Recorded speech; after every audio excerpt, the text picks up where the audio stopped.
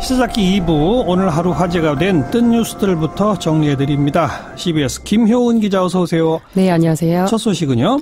네, 어젯밤 대만에서 발생한 규모 6.0의 강진으로 최소한 4명이 숨지고 수백 명이 다치거나 실종됐다는 소식입니다. 피해 규모가 상당하더라고요. 네, 이번에 지진이 발생한 동부 지역 화롄는 자연협곡이 있어서 대만에서 인기 있는 관광지로 꼽히는 곳인데요. 현지 시간 오후 2시 기준으로 4명이 숨지고 240여 명이 부상, 80여 명이 실종된 것으로 집계됐습니다. 네, 그리고 부상자 중에는 한국인 14명도 포함됐다고 대만 외교부가 밝혔는데요. 우리 외교부는 한국인 부상자는 없고 14명이 모두 구출되거나 대피했다고 전했습니다. 인명피해는 주로 어디서 발생한 거예요? 네, 이번 지진으로 화롄 시내에 있는 건물 4동이 붕괴되거나 심하게 기울어졌는데요. 아하. 네, 11층짜리 호텔에서 사망자 1명이 발생했고 12층짜리 빌딩에서는 한국 국적의 여성이 구출되기도 했습니다. 네. 네, 저도 현장 사진을 봤는데요. 이 빌딩이 30도가량 기울어져 있는 상황이고요. 실종자 일부가 붕괴된 건물에 매몰돼 있을 가능성이 있어서 추가 인명피해가 우려되고 있습니다. 빨리 좀 다 구조됐으면 좋겠고, 이 대만 여행 떠나신 분들 많이 놀랐겠어요? 네, SNS에 대만 지진이라는 해시태그가 달린 글들이 실시간으로 올라왔는데요. 잠옷에 코트만 입고 10층에서 1층까지 뛰어내려갔다. 타이베이까지 흔들렸다. 이런 내용이 있었고 대만 여행을 취소했다. 그러니까 대만 여행 계획을 취소했다는 이런 글들도 있었습니다. 예. 네, 그리고 대만 당국이 앞으로 더 큰 지진이 발생할 가능성이 있다고 경고했는데요. 대만에 계시거나 방문 계획이 있으신 분들은 유의하셔야겠습니다. 그렇죠. 자, 다음 소식이요.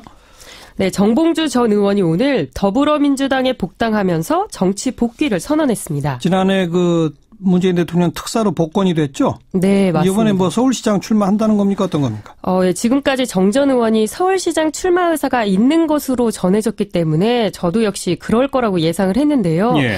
오늘 기자회견 내용을 들어보면 재보궐선거 출마 가능성도 열어놓은 걸로 보입니다.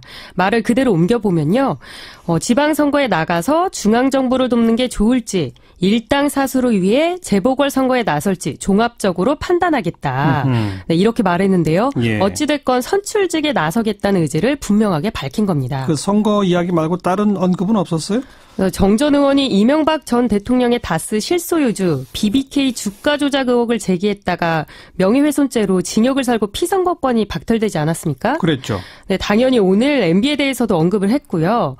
MB는 검찰 포토라인에 서는 날만을 기다리고 있다. 구속과 중형을 피하기 어려울 것으로 보인다. 이렇게 언급을 했습니다. 예. 제가 네티즌 반응을 좀 살펴봤더니요.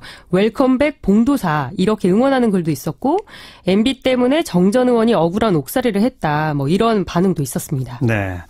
다음 소식은요? 네, 하루가 멀다 하고 미투 운동이 확산되고 있는데요. 네. 며칠 전에 익명으로 소개드렸던 동성 영화 감독의 성폭행 사건. 예. 네, 가해자로 지목된 사람이 영화 연애담을 연출한 이현주 감독입니다. 그런데 오늘 이 감독의 조연출이 자신의 SNS에 이 감독을 비판하는 글을 올려 네티즌들의 주목을 받았습니다. 뭐라고 주장했는데요? 네, 조연출인 감정원 씨는 이 감독이 영화를 촬영할 당시에 연출부들에게 폭력적인 언어와 질타를 넘어선 비상식적인 행동을 했다. 그리고 이 감독으로 인한 트라우마를 겪고 수차례 상담받은 스텝이 있었음에도 자신은 침묵했다. 예. 이렇게 주장을 했습니다. 예. 네, 한편 영화 연애담의 배급사는 오늘 피해자와 관객들에게 머리 숙여 사과한다는 공식 입장을 내놨습니다. 그러니까 성폭행뿐 아니라 또 다른 문제까지 확대가 되는 모양새군요. 네. 수고하셨어요. 네, 감사합니다. 김효은 기자였습니다.